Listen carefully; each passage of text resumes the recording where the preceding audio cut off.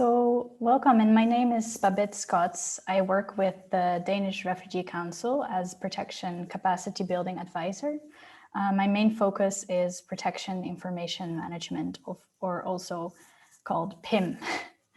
And so we'd like to thank you for your interest in PIM, and we hope that you'll enjoy this PIM in Practice compilation. And the PIM in Practice compilation is a collection of examples from people across different organizations who have used the PIM conceptual framework in their own daily work. And it includes examples of PIM being used to create guidelines to support with identifying issues in protection monitoring systems, and to also help design protection monitoring systems collaboratively. The compilation will show that PIM has also been used to create information management strategies, to improve data sharing, and to increase awareness on data protection considerations, bringing information management and protection colleagues closer together. The catalog includes examples of strengthening the capacities of protection, information management, and other sectoral colleagues on PIM, as well as many other types of examples in which PIM has been used. To create this compilation, we worked with Donna Clay, who has been engaging with many people to gather examples. And we were overwhelmed by the number of people who were interested in sharing their experience with PIM. The PIM examples available on the website are not yet reflective of all the examples that colleagues have shared. We'll still be adding more to this compilation. Overall, we reached out to more than 100 people from many different organizations and different regions. Over the past months, Donna engaged with over 50 people who showed their interest and interviewed over 35 people. From those interviews, we were able to create 25 examples, some of them still being finalized.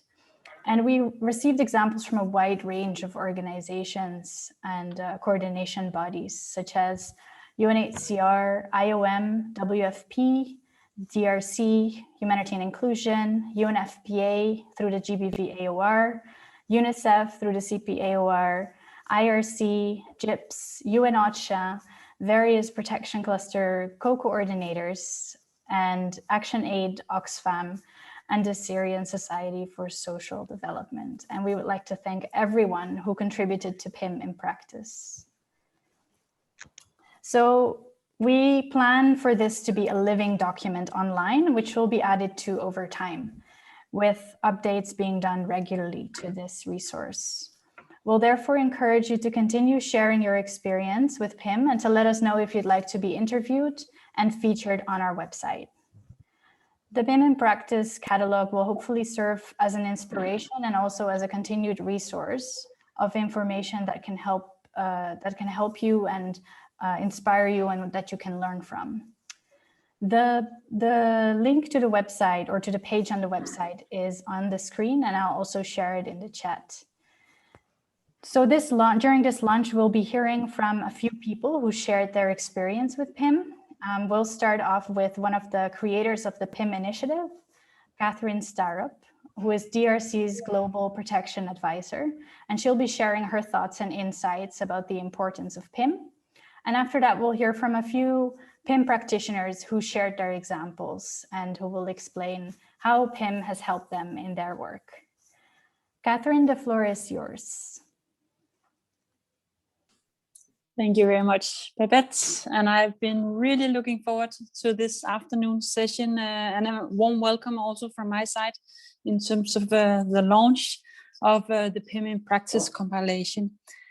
When we at DRC and UNHCR, along with an increasing group of good colleagues across IM and protection and also other sectoral colleagues, when we embarked on the so-called PIM initiative some 6 years ago, and the development of what we call the PIM conceptual framework, with its components of definitions, principles, standards, processes, and core competencies, it was with the objective to clarify, define, and further strengthen what we call the discipline of protection information management of PIM. And what we see today, and is exactly what we had hoped for in terms of, and what we've been working towards in terms of the PIM conceptual framework being taken away by many of you and being put to use across organizations, regions, and at global, regional, and local level. We saw a gap back then in our ability and capacities to work with and collaborate on management of protection information in a safe, responsible, and importantly also meaningful way for better, strong, evidence-informed protection outcomes. We saw a gap in commonly agreed principles to do this work in a safe and responsible manner. We saw a gap in commonly agreed upon definitions and conceptual clarity, enabling us to have that needed and important, well-informed dialogue and collaboration between protection and IAM colleagues, and also other sectoral colleagues, of course. The importance of valuing and putting at the forefront importance of strong and close collaboration between IAM and protection. We also saw a gap in commonly agreed process and the steps that we need to go through together to fill our information needs and to produce that desired result to inform protection analysis, protection strategy, and subsequently protection response. We saw a gap in identifying the core PIM, what we call core PIM competencies needed in a team, in an organization, in an operation, in a cluster or a sector, a working group, that multifaceted nature of protection information management work and the need to develop and invest in these capacities on protection information management for protection outcomes. Those gaps and those components are indeed what we put into the PIM conceptual framework, namely the components of definitions and thereby clarity, principles, process, standards, and core competencies. They are all in there in the PIM conceptual framework that many colleagues have been working with and applied over the last 5-6 years. So I'm really happy that we are able today to launch this compilation of very strong and also interestingly diverse examples from colleagues from many different organizations and across regions on how the PIM conceptual framework and its components have been useful and have been put to use to strengthen our collaborative work on data and information for quality outcomes for affected people. So this is, as Babette also said, this is the start of a journey. We have compiled many good and diverse examples. We will continue. It will be a living sort of compilation in that respect. We will continue to add to our website, our dedicated website on PIM and that dedicated subpage. So with these words, I'm looking forward to this journey of sharing, of exchanging, and of learning. And I'll hand it back to you, Babette. And I look very much forward to hear from the colleagues now in the next hour of those, some of those good examples that we have so far compiled. Thank you very much. Thank you, Catherine. That was great. Let's move on to our first speaker now. But before we do that, I wanted to launch a little poll and ask you whether you have ever applied the PIM conceptual framework in your own work. So if you would be so kind to please answer the poll so we can see how widely among our participants PIM has been used in practice. I will leave it open for a few more seconds. I see that people are already responding.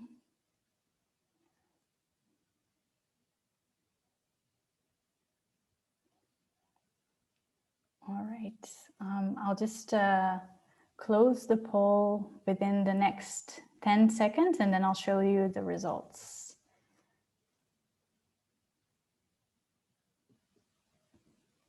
Thank you very much for answering. So as you can see, more than half of the participants today who have answered have applied the PIM conceptual framework, and some people are not sure or haven't yet. So hopefully this discussion and the sharing that will happen today and that's available on our website will inspire you to continue or to start using the conceptual framework.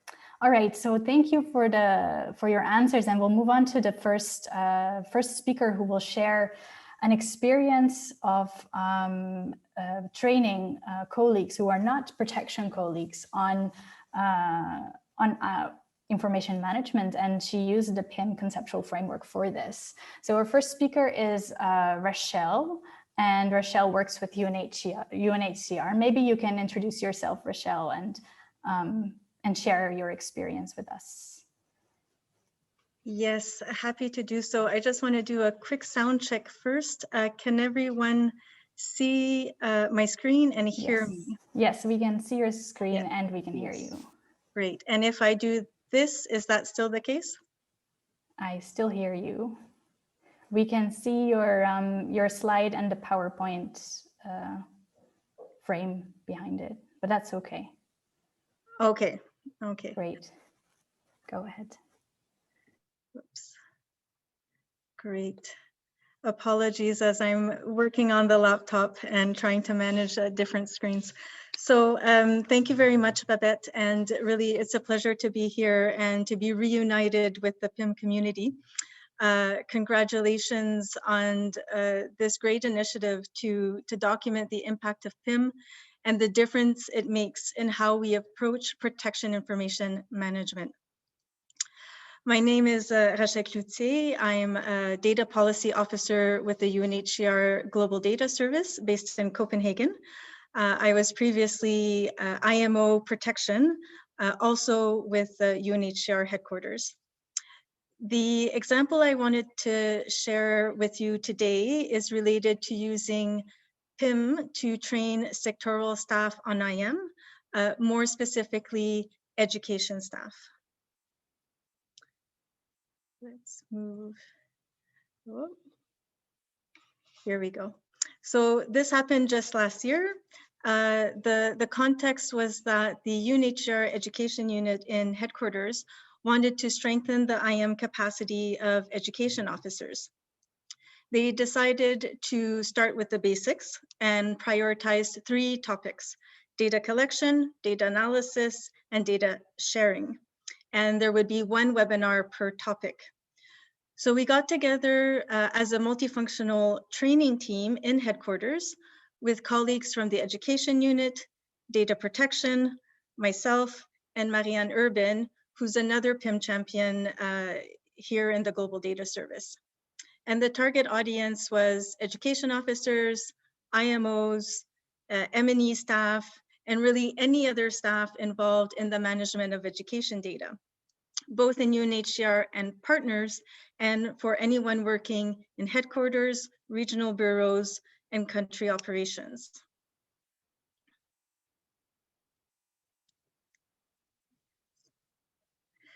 Now, this was not a PIM training, but I brought in PIM because PIM is always useful. And I'd like to highlight 2 points here about the use and the impact of PIM. The first is about how I use 2 elements in the PIM conceptual framework as a common thread to structure the webinars. We were training colleagues on data collection, analysis, and sharing, but I didn't want these activities to float around, kind of disconnected from the bigger picture of information management. So I brought in the PIM process as the introduction for each webinar. This allowed me to anchor these data activities in a wider process that starts with defined purpose and the design of an overall system. For example, data analysis is not a standalone thing. It can only be done right if you've done step 1 of the PIM process, since decisions about which type of analysis is needed, which analytical outputs are needed, how the findings need to be presented, all of that is directly informed by the decisions we make at step 1, i.e. by the purpose and the information needs of the end users. The second PIM component I brought in as a common thread to structure the webinars was the PIM principles. We were training education officers on IM, and for many, this was the first time they were being exposed to data management. So it was really important to me that their introduction to IM be infused with the principles, so that this became from the very beginning how they approached and understood their work with data. So I presented the principles, and then we quickly moved to their practical application in the education context. For example, we looked at what it would mean in practice to do no harm when sharing education data of refugees between host countries and countries of origin. PIM allowed me to bring home the message that principles guide not only our humanitarian response, they also guide our work with data. And the principles help us make decisions not only about what we do, but also why we should do it in the first place or not, how we do it, and also who we do it with. So PIM provided the KISS moments in the webinars. At the beginning, with the PIM process to anchor the 3 data topics in the wider context of information management and systems. And then at the end, with the PIM principles to anchor the topics in responsible approaches to data. And then finally, the second point on PIM I wanted to share with this example is perhaps more of a reflection. As Katrine was saying, PIM was created as a way to bring together protection and IM staff to promote their collaboration in order to enable evidence-informed action for quality protection outcomes. With this experience, I saw how PIM is also useful to communicate and transfer IM competencies to sectoral colleagues beyond protection. When delivering trainings, I used to say, by definition, you can't PIM alone. And with these webinars, I saw how the PIM community is actually quite wide. We can PIM with protection and IM, but we can also PIM with colleagues in sectors such as education. And I'm sure there are many other sectoral examples. I know, for example, of PIM champs who have worked really closely with CCCM colleagues. So this for me was a confirmation that PIM is for everyone and for anyone doing data work with a protection focus or for a protection impact. And this is possible because PIM presents IM in a non-technical way at a high enough level that makes it relevant to everyone. And that speaks to the essence of our work with data in humanitarian situations. So PIM allowed me to bring data and evidence-based approaches to education staff in an accessible way to strengthen their data literacy and to bridge that gap between our 2 functions. So this is the example I wanted to share with you today. I hope it inspires us to use PIM as a hook to get that conversation going with our colleagues, regardless of their profiles and their functions, about how data and good information management can improve our collective ability to deliver protection. Thank you. Over to you, Babette. Thank you so much, Rochelle. This is a great example of how to use PIM with non-protection actors, and I'm sure that it was very helpful for them as well. So we'll have time for Q&A at the end, but I would like to introduce the next speaker now, who is Yannick. So Yannick and Claudia actually work as protection cluster co-coordinators in Iraq, and they set up a protection monitoring system there using PIM. So Yannick will explain their example today. The floor is yours, Yannick. Yeah, thanks, Babette. Hello, everyone. I'm going to share my screen. So like, just give me a sec.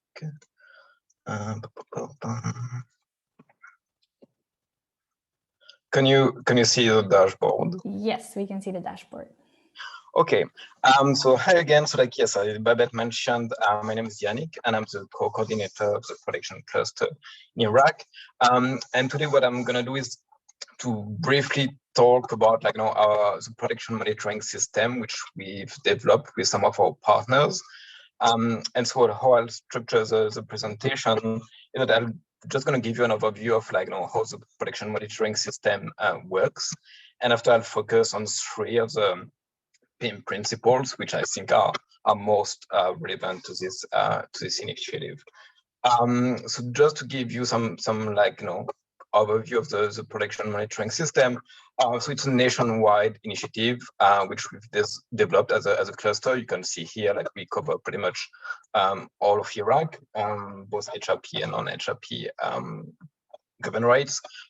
We've utilized a location-based approach as opposed to a population-based approach, which means that we cover different types of location, whether they're linked to like return areas or IDP camps, informal sites, out of county displacement locations. But the idea is that for each of those locations, we ask key informants, because the key informants based data collection process, what the situation at their location. So it's a location approach, and we are doing that at the community level.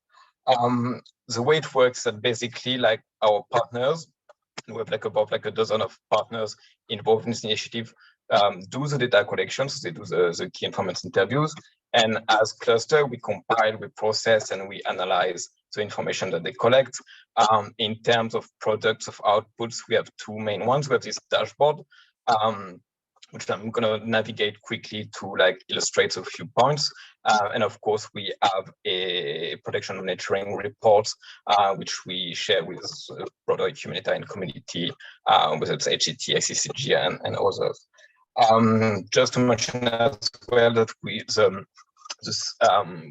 have a quarterly cycle for data collection and analysis, which is like a good medium ground between like having regular analysis without burdening both our partners and communities with a cycle or frequency of data collection, which would be too burdensome.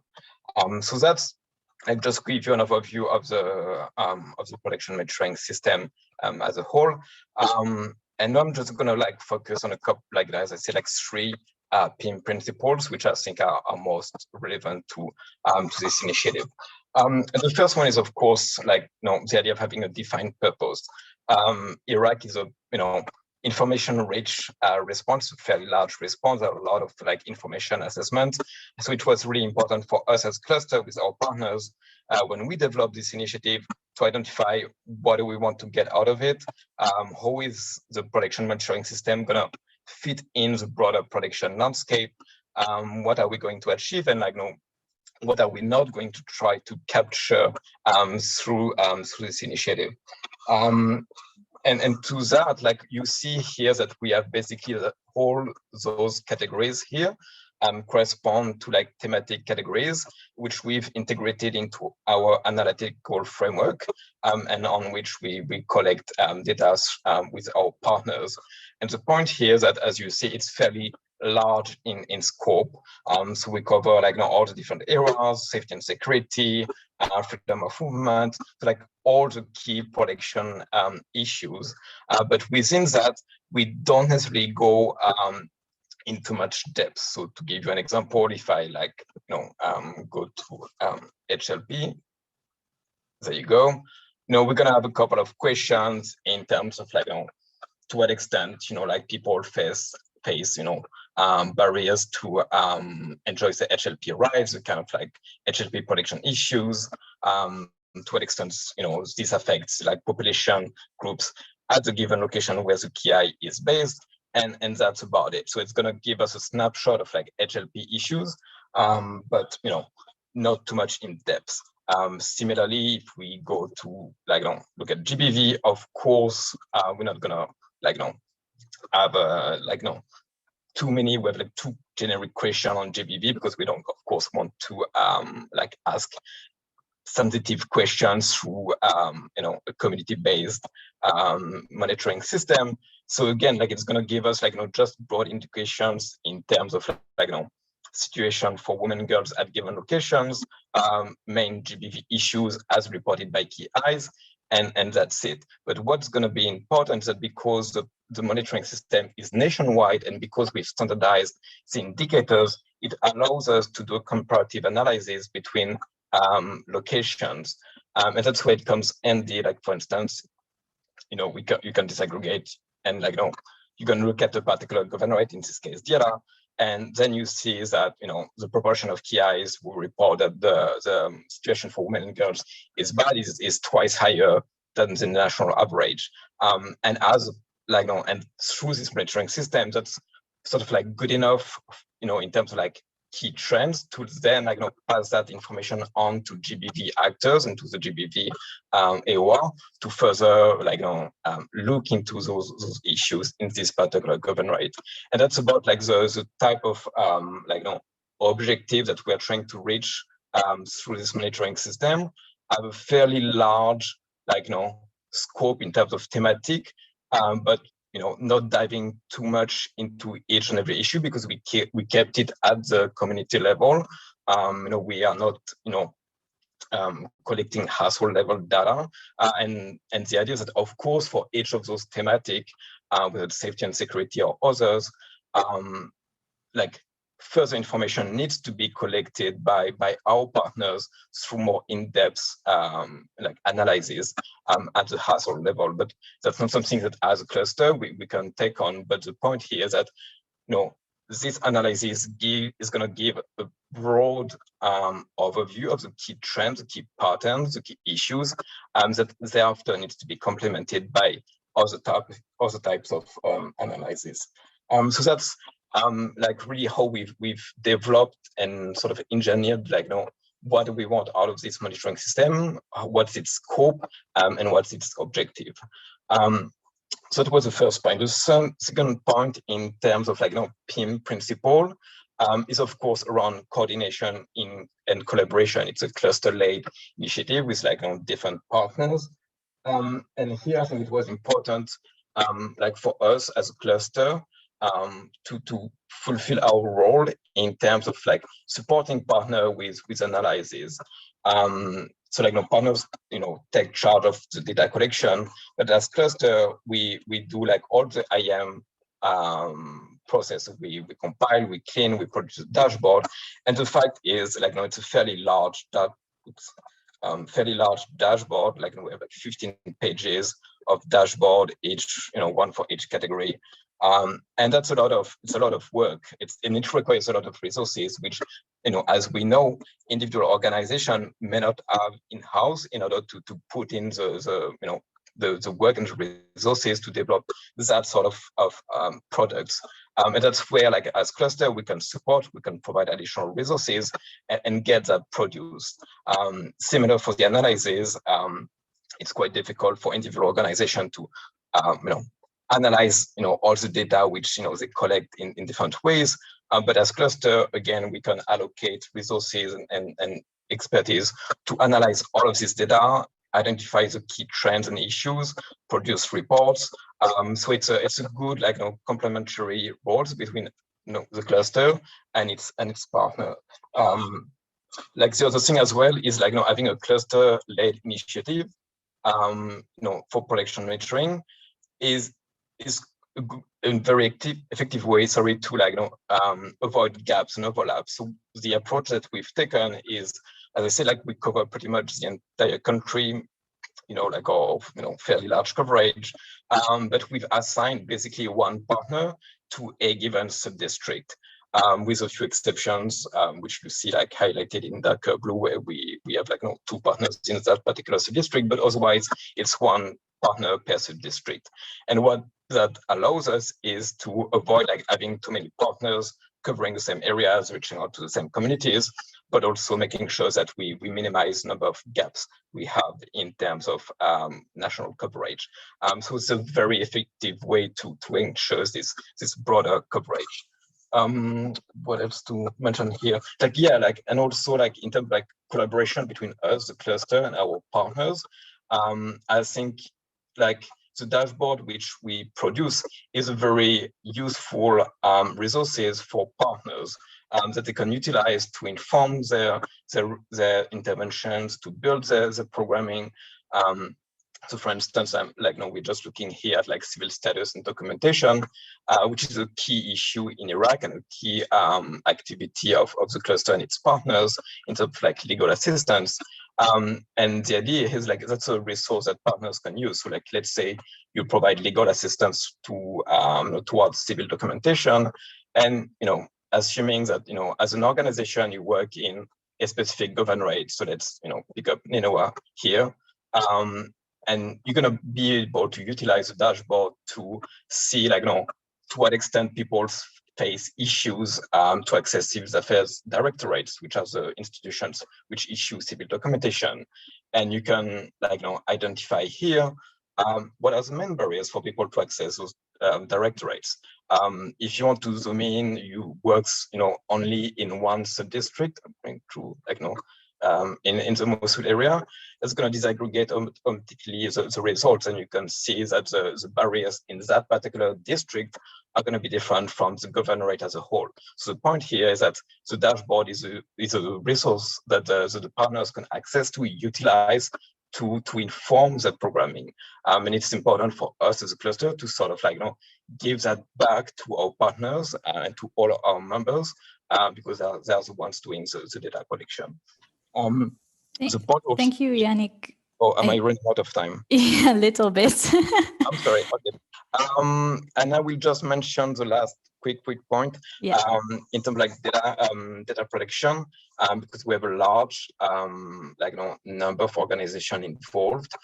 So basically, we developed a collective data protection protocol, where all the member organizations are a party to this joint data protection protocol to promote collective ownership and accountability of the data protection measures. So I'm sorry to have run a bit over time, but it's difficult to squeeze that in 5 minutes.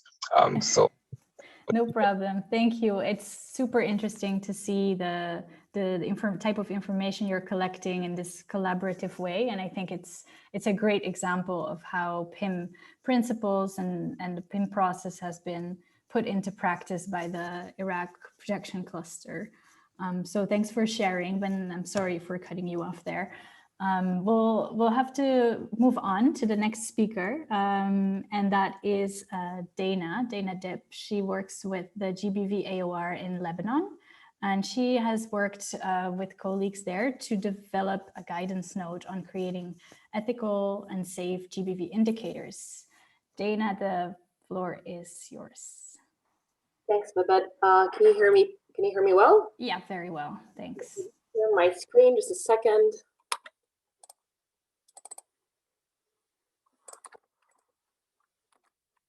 All right. You can see my screen, right? Yep. So thank you. So I'll try to be aware of time. I know we have 5 minutes, so I'll be super brief, and I will leave some space for a Q&A later. So I had the opportunity to attend the PIM training back in 2018. And one of the main objectives that came out of that training was the need of a development of a guidance note. So there were a few challenges that we talked about before we came up with that initiative. And mainly they were the following. So we realized after discussion with actors who are GBV actors attending the PIM training, and also who were members of the GBV-IMS steering committee. So for those who don't know, the GBV-IMS is the Gender-Based Violence Information Management System, which has been used in Lebanon since the end of 2012. So the participants there also happen to be both members of the steering committee and GBV actors providing GBV case management services. So through discussions in the PIM training, we noticed that there wasn't much awareness around GBV risks and sensitivities. And it was applicable among so many various staff. So it wasn't applicable just to donors per se, but we realized that sometimes monitoring and evaluation officers, grants officers, or communication officers weren't aware of the risks and sensitivities when it came to what type of data we were able to share. And this potentially led to many harmful practices, such as not providing data in the most safe and ethical way, maybe not adhering to best data ethical practices. So that was some of the things that we discussed. Also, one of the main things that we came across of, and we had been coming across of for quite a while, was the potential harmful donor demands. And one of the main examples I'd like to give, and we discussed back then, was sharing absolute numbers of survivors of GBV instead of percentages, and that didn't adhere to the best practices that were aligned out in the GBV IMS. We had received various requests, whether through on interagency platforms or whether through, organizations which are part of that steering committee and not part of that steering committee. We happen to know mostly of those who were part of the GBV-IMS steering committee, but we came across of this, this demand quite frequently.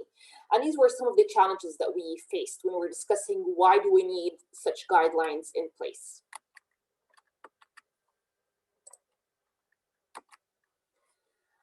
So we came together at the end of the training and we decided to put an action plan. And we said, okay, so we know this has been happening for quite a while, we need to do something about it. So what we discussed was potentially drafting a safe and ethical, drafting a guidance note on safe and ethical indicators that potentially could be used both on interagency level and for all GBV actors. And we said that we'd offer in this guidance note not just advice on what constitutes to a safe and ethical indicator, but also provide alternatives when indicators did not adhere to best practices.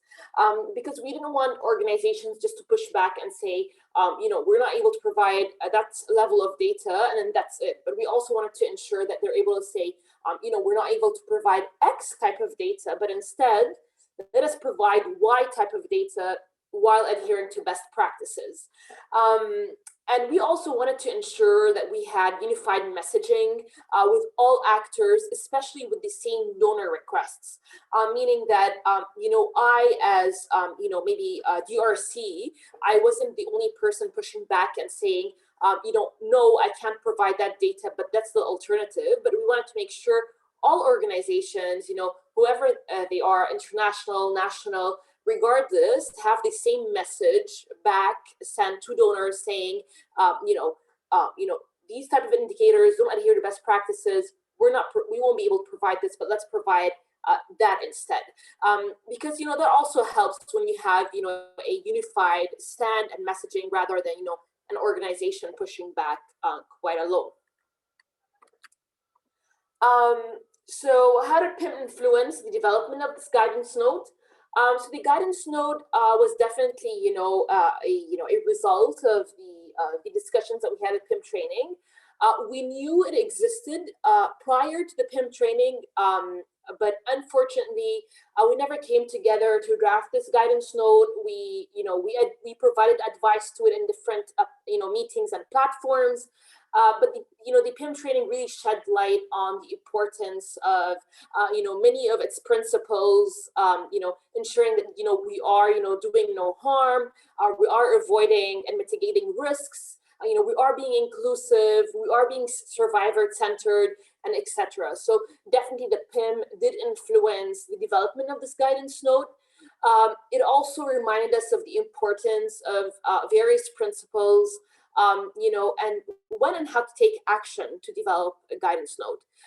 We also wanted to ensure that we weren't being repetitive, because one of the things that really resonates with me from the PIM training was, there's so many different, resources out there.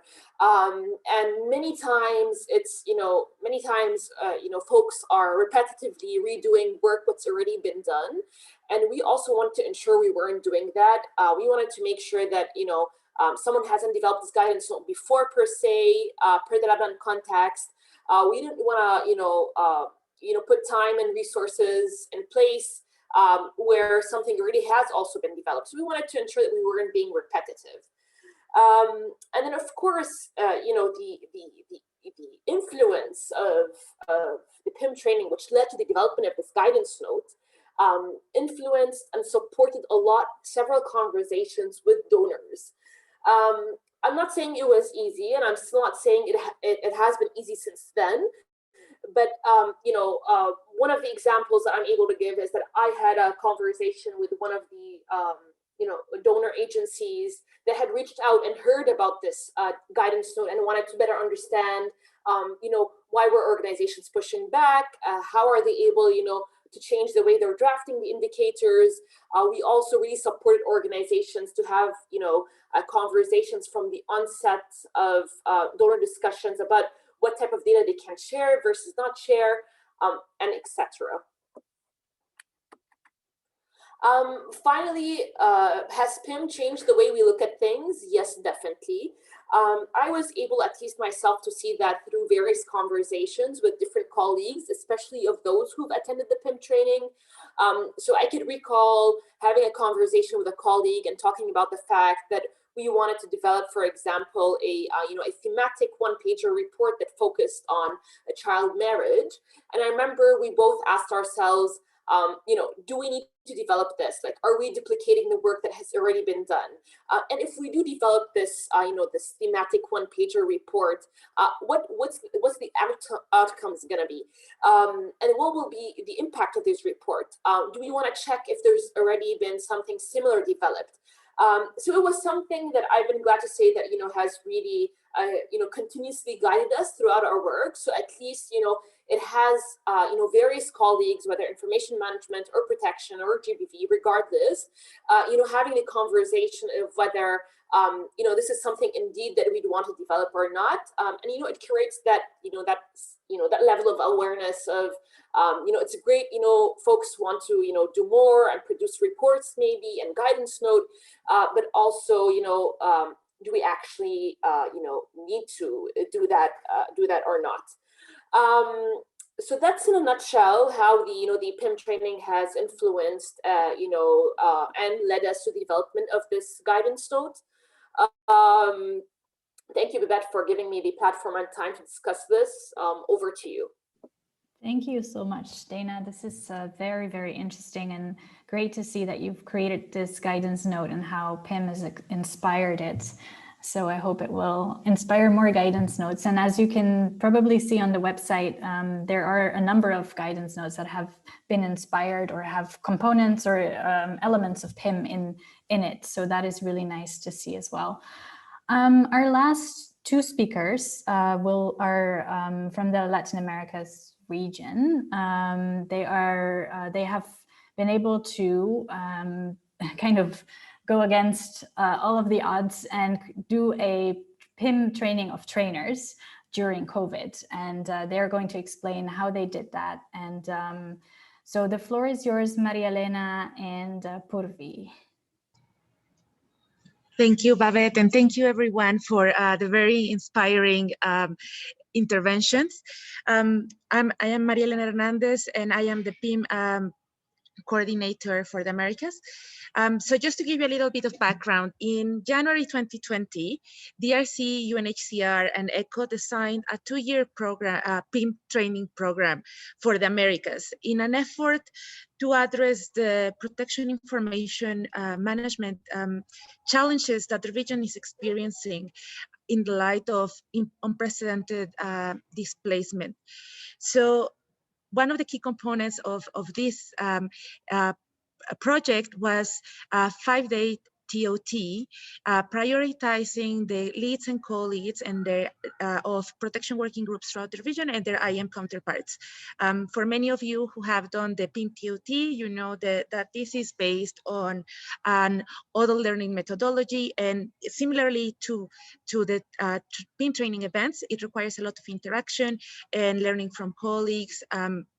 And well, this became very complicated, and it was clear by mid-2020 that we were not going to be able to do this because, well, obviously the pandemic and the traveling restrictions in the Americas. So we wanted to go ahead with the project, and we decided to adapt the PIM TOT methodology and do it partially online. So the idea was to adapt a certain part to deliver it online for a TOT, and then do a follow-up training in person for 2.5 days instead of the 5 days. And at that moment, I had the great chance to work with Purvi, who will tell you more about the methodology. And Purvi and our other colleague, Gad Al-Naseri, helped us in adapting that training to deliver it online. So Purvi, if you want to talk more about the methodology. Sure. So some of my background. So I was on staff with UNHCR. That's where I was trained as a PIM champion several years ago with Babette and Marianne Urban, who Rochelle had mentioned, and I believe Regina, who's on the call, a few other people.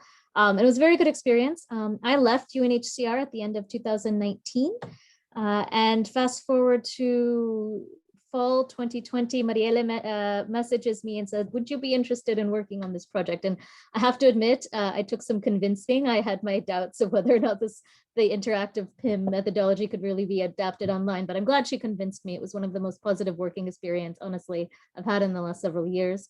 And what we did was, for the Americas, we adapted a TOT. So part of the component was to also help the participants learn how to run PIM workshops. And we actually did this sort of dual methodology, being like, if you have to implement the workshop in person, this is how you could do it.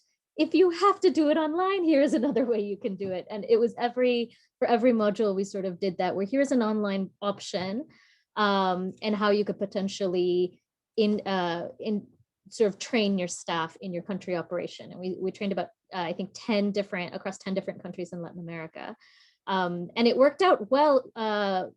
My consulting partner, Gada Al-Nasri, and I ended up also working with PIM Libya. I believe Laura, who we worked with, is on this call as well.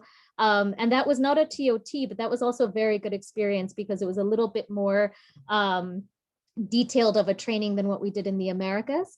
And we really were able to dig into the individual modules like protection monitoring, protection needs assessment, case management, that sort of thing, and really figure out, okay, if these are our learning objectives, this is what we want everyone to take away, how can we rework that so it's still interactive, it's still engaging, very interactive. I think people sort of expected at first some webinars, and it was not that. They had to be engaged the entire time, and we were going to call on people and expect participation and force it, and it ended up being very good.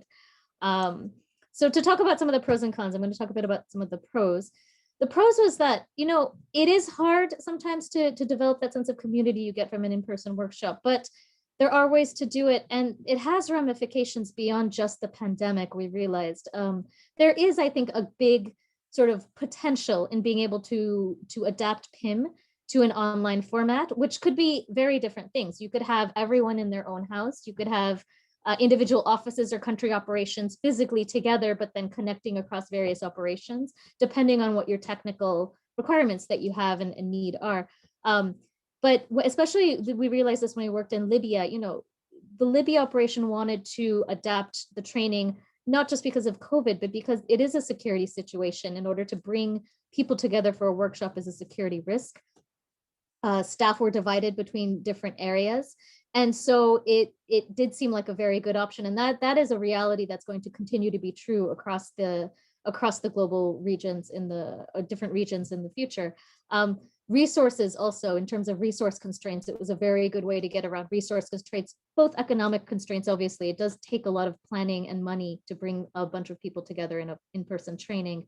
But also in terms of limitations of colleagues. Some colleagues, we have to be conscious of the fact that colleagues are not often able to take a full week off, especially if you have colleagues that have caregiving requirements and responsibilities, single parents, people who cannot just leave their lives behind to go train for a week, as well as national staff who may have issues with visas. There are a lot of concerns that for in-person trainings that digital trainings can sort of address. And we realized that especially in regions, Latin America is a region where there is much more parity in terms of opportunities for international and national staff, in the sense that many international staffs in Latin America were national staff in other Latin American countries. This is not always true in other regions where there is a huge dichotomy between national level staff and international staff who are often from the global north and have had many more opportunities for training in the past than national staff will. And so it's hard to plan a training taking into consideration everyone's various backgrounds. But But digital trainings do have the ability to really sort of narrow that gap. And we think there's a lot of potential for that. So, and it drove a lot of creativity. When people had to be online and still figure out how to engage their colleagues, they became very creative. We had some incredibly good role plays, some comedy, great work with having interactive trivia activities, all kinds of things that the group, when they had to present the material, really became very creative in how they could do it. So with that, I will turn it over to back to Marielle. Thank you, Purvi. Well, despite of all these pros, it's important to acknowledge that there's a certain part in a PIM training online, whether it's a TOT or just a training event. And that is that it's challenging to actually engage all the time with the participants and keep the participants' attentions, right? The reality is that when we work online, we have many distractions going on at the same time. So we need to reduce the time for the participants to be able to be focused on the training, but also to be able to interact with each other. And I think this is something very important to think about, how we keep on building the PIM community of practice when we are apart. And I think this is a very good example of what we're doing today, because in the Americas, we had to build this mini community with people not knowing each other or not seeing each other for many months. And despite that, we were able to do it and recognize each other when we eventually were able to see each other in Panama. But that requires a lot of creativity, and as Purvi says, requires a lot of more work to adapt the training. And as a PIM trainer, it requires a lot of effort to make sure that you are interacting and that your audience is engaged. But just to close, I think it's for all of you who are thinking on how to adapt any type of PIM training event online, it is possible. And I think that if we are able to share our experiences with one another, with each other, it's very good to learn from those good practices that have been replicated, not only in Latin America or in Libya, but we had a lot of input from other colleagues who have been doing this in their operations. Thank you. Thank you so much, Marielle and Purvi. This is great and very inspirational, I have to say. And it really shows the wide range of diverse examples of how PIM has been used and applied during the pandemic, but also before, and how it continues to really create better practices and contribute to improved protection outcomes in the long term. So that's really what we're going for with this community. And I'm very happy to see this come together and hear your experiences. So these were our presenters, and I would like to ask the audience or participants here if you have any questions or comments, and if you would like to raise your hand, because it seems we are not able to use the chat function. So if you would like to say something, ask something, please raise your hand and unmute yourself.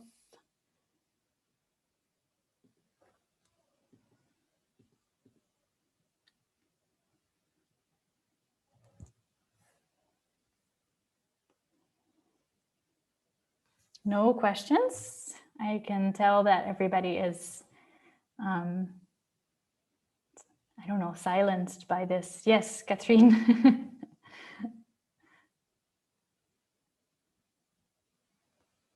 You're on mute. Catherine, you're on mute. Yeah, there we go. Okay. Sorry. Yeah.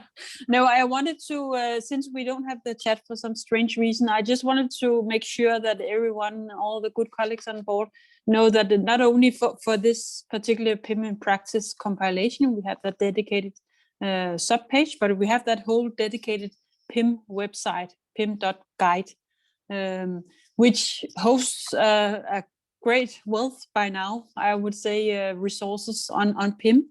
Including many of what has been spoken to in those good examples shared with the colleagues. So both on training, the whole PIM training resource pack, on data sharing, we have the PIM framework for data sharing in practice and so forth. So many things. And lastly, I also wanted to mention one of the most recent small pieces we have on there is exactly on online, how to adapt PIM trainings and training as such to online online platforms. So there's a small piece there, apart from also the wealth of experiences now coming out from the Americas project and from Libya. So lots to look for and to take a deep dive into on the PIM website. Thanks. Thank you, Catherine. And yes, the tip sheet on designing and facilitating online PIM events is available on the website, and it was co-created with a number of the colleagues who just presented today. So it's really nice to see everybody share and exchange. And if you would like to hear more about one of the examples, either from the examples that are online, or if you want to share your own example with us, please don't hesitate to contact me. And I'm available. There's an email address on the website, pim.guide. And you can find me there. And if you would like to receive monthly newsletters, we're also doing PIM monthly newsletters. So please sign up for those as well. That is it. If there are no further questions or comments, I will now close the discussion and the sharing. Yes. Babette, sorry. Yes. I couldn't see the chat. I could not raise my hand as well. It's not available. Go ahead, Selma. Thank you, Babette, and really appreciated all the presentations. My name is Salma from Somalia. I just wanted to ask if there's also learning documented, because protection monitoring is a non-incident based tool. We don't want to be too intrusive. Is there any country that has added a response component within their protection monitoring systems to just have a more impactful response within the communities they're collecting data from, in terms of just also building referral components, of course, respecting all the ethical referrals and do no harm principles and so on and so forth. So that's just a question I wanted to put earlier on, but I could not see the chat function as well. Thank you, Babette, over to you. Thanks, Salma, for asking that. I'm sorry there's no chat, but is there anybody who would like to respond? Have there been protection monitoring systems created with a response component built in, or is it something that actors, practitioners usually do separately? Yes, Inigo, would you like to share? You can unmute, I think, Inigo.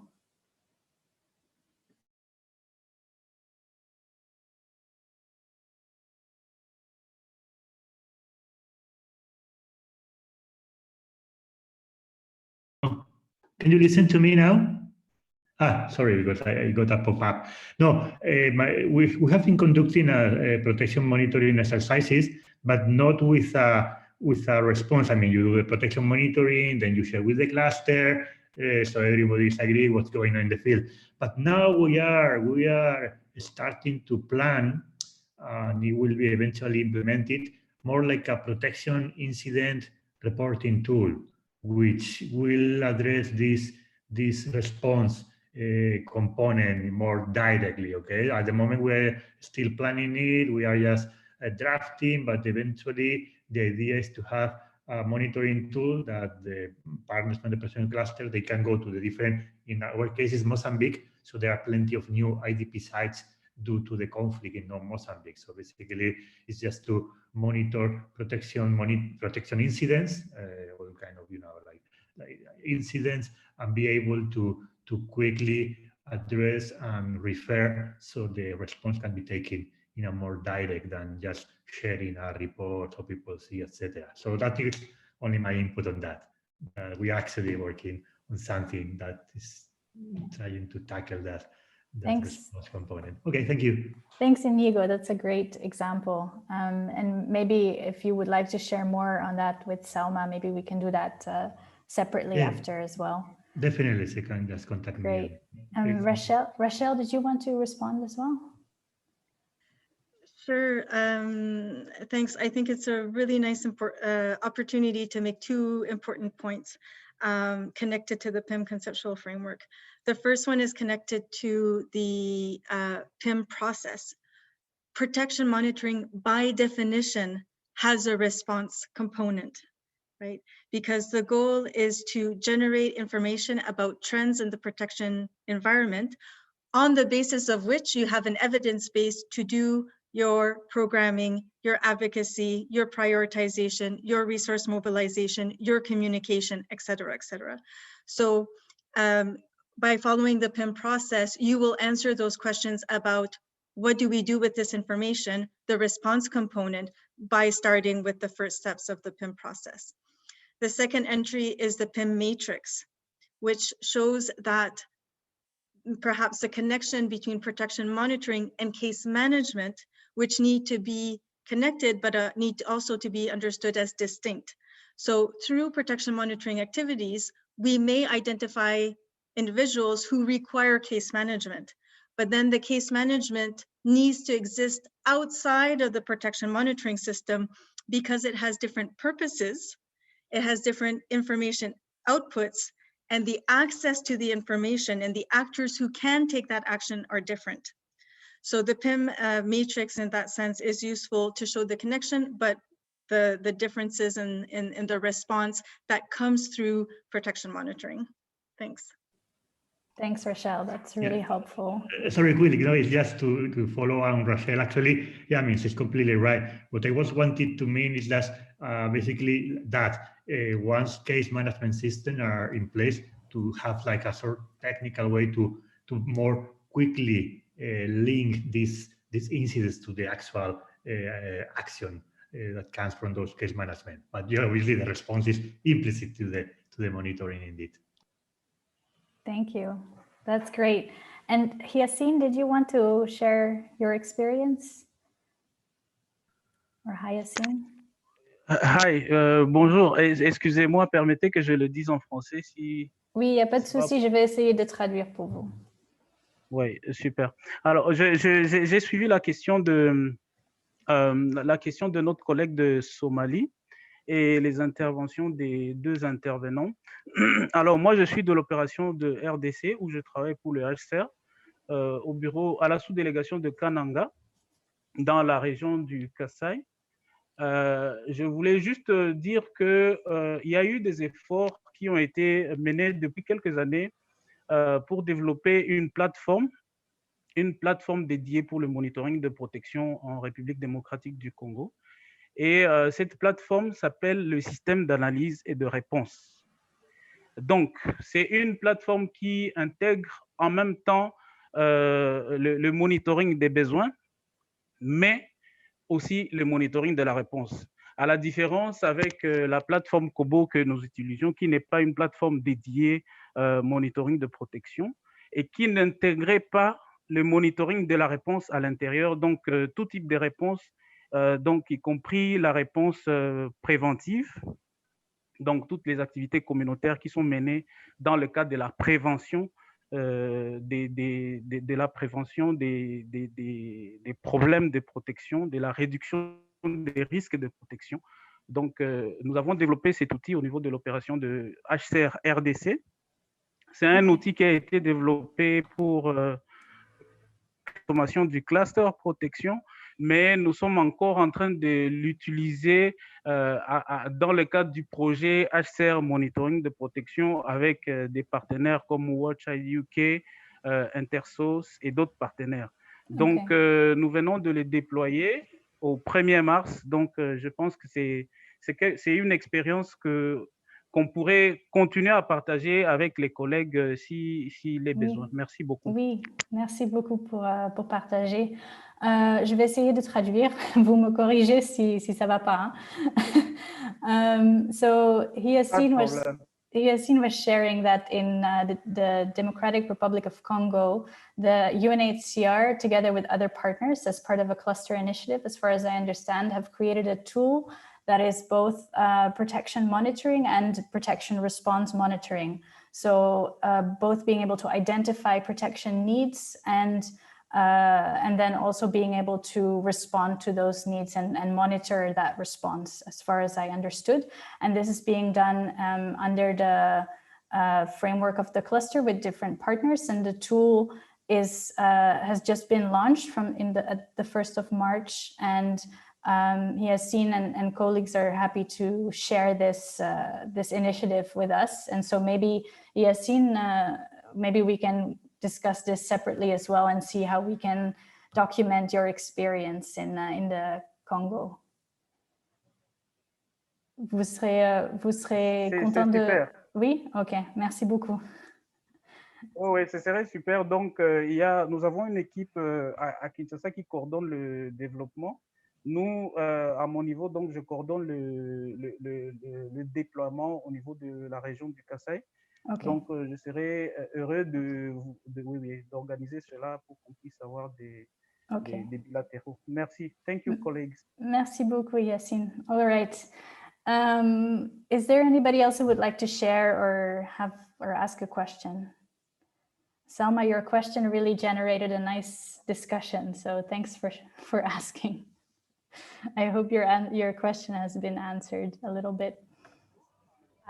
Yes, a little bit, and I appreciate the response Rochelle gave, but even though the PIM framework and the matrix would answer those questions, we also have to think about the CPIMS and the GBVIMS that are already performing that function. So also the question comes into play, how do you have a response component without you overlapping those systems, because those systems already have very well-trained caseworkers who can. So it's just like having that informal referral pathways within the PIM to just make sure those serious cases have immediate referrals being referred. So that is also still, but I'm really grateful for all the responses and also looking forward to receiving Yassine's, sorry if I'm pronouncing the wrongly, but to receive those documentation as well. Thank you so much, Babette. Great, thanks, Selma. Yeah, and I think you have a great point about making sure that there's interaction between the monitoring and the response systems that you have in place, such as the CPIMS and the GBVIMS and the people working on the cases. So that's a really key component of proper protection response. All right, I think we went a little bit over time, and I think the discussion can continue going if we would like, but I think I'm going to close this discussion now so that we can all continue with our respective work. And I hope that you enjoyed this discussion, and please feel free to reach out and continue exchanging on PIM. And I wish you a very nice rest of your day. Thank you very much for attending. Thank you. Thank you, Have a good evening. Bye. Thank you. Bye. Thank you. Thank you. Thank you too.